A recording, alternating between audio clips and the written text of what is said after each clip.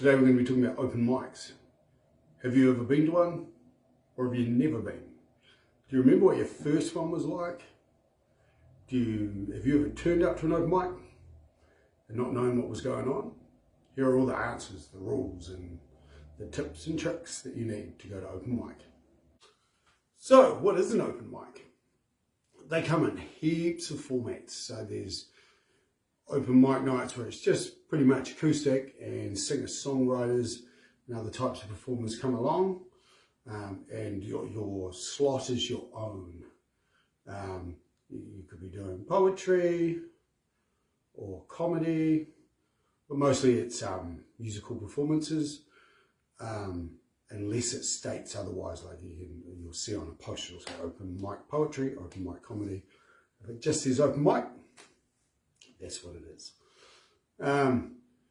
And different people get different results is something I've noticed. So some people I've seen have a full setup with drums and keyboards and all that sort of stuff. And that's, in my opinion, more of a jam night. But some people utilise that format of open mic really well. It's far be it from me to tell other people how to do it. It also, in different places around the world, they do it slightly differently. So feel free to mention in the comments exactly what you've seen, if it's different to what I'm saying. My open mics, I've been running open mics since 1996, which is a long time ago. And the first one I ran was an open mic jam night. So we did both, so we made sure people felt welcome of any kind. As that's developed, I find it easier to do an open mic plus karaoke. So it's a lighter setup. It doesn't mean it means I don't have to bring drums all the time. I'll bring a cajon, so a box drum, and my karaoke setup. So often the karaoke stuff seems to happen near the end, but you know, the karaoke side of things isn't for every bar. Same with the open mic, it's not for every bar. So I do karaoke's all over the South Island where I live in New Zealand. And currently I'm doing 2 open mics, one in Dunedin and one in Oamaru. So if you want to support us, don't be afraid to like, share, subscribe, follow. It does us a lot of good. Please make comments at the bottom. You're not going to offend me unless you're actually rude. There's no need to be rude. But totally disagree with me, I don't mind. Because different people do get different results. Be prepared. I kind of like to think of it like you're casing the joint. Turn up early, but respect the list and support others. So what I mean by the list is the blackboard in some cases, or a whiteboard, is written up with the list of who's performing next. I tend to not go for those because they cause issues where people come and say, look, I really need to go on early. And that's okay if you've been supporting the night a lot. If not, then that's on the rude side. I choose not to use a blackboard or a whiteboard. What I take with me is my tablet, iPad, and I write it down and I take notes as to what you're doing. For me, because I do the whole lot, I'm the stage manager. I get up and plug your guitar in if that's what you're doing. So I take notes on what you're doing in case you have bought like a home player. Respect the rules. They're different in every venue. They might say 15 minutes, 20 minutes. They might say 3 songs, 2 songs, 4 songs. Respect that. Don't overplay because someone will come and unplug you. And that's only fair. If they say 3 songs and your last song is a medley with 5 or 6 classics in it, you push the boundaries. Also, if they say a a certain amount of songs, don't play your last song as a 15-minute opus. There's no need for that, you know, like this is not your show. It's a presentation of a slice of your show. Respect the hosts, communicate with them, communicate beforehand if possible. If that's been made an option, register beforehand, say, look, you know, I'll be there on time and can I go early? But don't make a habit of turning up and wanting to play and leave and not supporting other people. That's going to get you into the areas where people don't really want to work with you. And open mics are about networking. So get to know the people around and network with other people, network with the host, because the host is probably most likely out doing shows. Know the gear, so bring what you need. There may be, most hosts will let you play their guitar, they'll bring a guitar along. I'll always let you use mine, but respect that equipment. And if you don't like the equipment, get your mash up. Pretty simple. And if there's other equipment on stage or there's a free microphone while someone's performing, don't invade the stage without permission. I've seen that cause a lot of problems, because then you'll get the performer either will tell you where to go, or they'll make signs to the host to come and drag you off stage, or security or that sort of thing. So don't just invade someone's stage. All right, practice your performance just in case you're nervous when you get there, because some people, this is your first chance as an amateur. I don't like that word, but you know, this is your chance to try new material if you're out there a bit more, or you're a professional. If you're new to this business, you will get nervous, probably. I'd be worried about any performer that doesn't have any sort of nerves. Practice with noise around you. The reason for this is you could be playing a really loud bar, and it can be really off-putting if you've never heard all this noise around you, bottles going into bins, people chatting, laughing. If you're not used to that, it could feel like they're laughing at you, and they're probably not. Probably not. I've seen comedians turn up to open mics and nobody laughs, and then the host tells a joke, a bad dad joke, and everybody laughs. So be prepared for the audience to react differently to what you expect. Yeah, if you're standing up to perform, practice standing up. If you practice sitting down, grab a chair or a stool. All right, prepare your gig bag. Everything you need or think you might need. If you don't need it when you get there, that's fine, but it's there. Make sure you've got spare strings, a capo, picks. Yes, people will share these things, guitar tuners. They will share these things. The host has normally got those sort of things on stage. But bring your own as much as you can, because you might end up borrowing someone's capo and leaving with their capo. Might get you into trouble. All right, performance. So during your performance, sheets, music stands, tablets, phones. There's varying opinions on this, whether they look bad or not. But so do your best to learn your songs, but don't be staring at the charts. Or the phone, to me, looks terrible. You're holding a phone in your hand while you're singing, reading the lyrics while someone's playing for you. Like, put the phone somewhere. You can get stands that clip onto a mic stand. Buy one of those. They're pretty cheap. Buy a stand for your iPad that you can put things on, or a laptop, or music stand. Don't put laptops on music stands. They're not designed for it. They will break. and you'll be in trouble with whoever that belongs to. And if it's your device, it's probably dead after taking a tumble like that. So always be prepared for that.